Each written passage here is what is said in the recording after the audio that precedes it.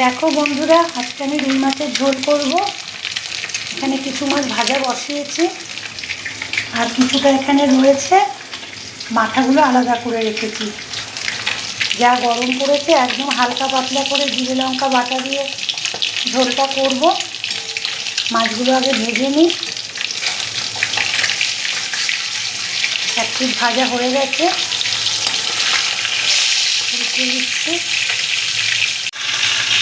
দেখো মাছগুলো ভেজে এখানে তুলে নিয়েছি, আর এখানে মাছের মাথাটা ভাজা বসিয়েছি।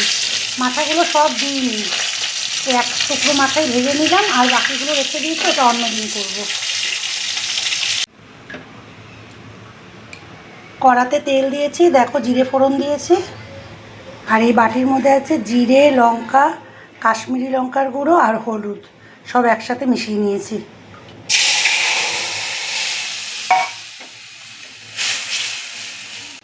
মশলা কষানো হয়ে গেছে, জল দিয়ে দিলাম ঝোলের জন্যে।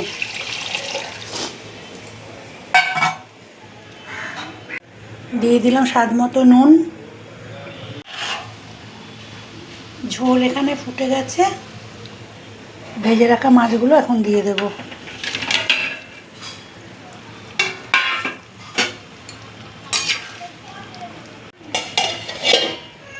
ঢেকে দিলাম, দেখি ঢাকনাটা খুলে।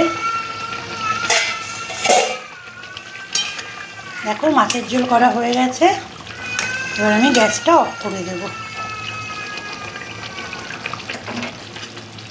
দেখেছো কি সুন্দর পাতলা করে মাছের ঝোলটা হলো।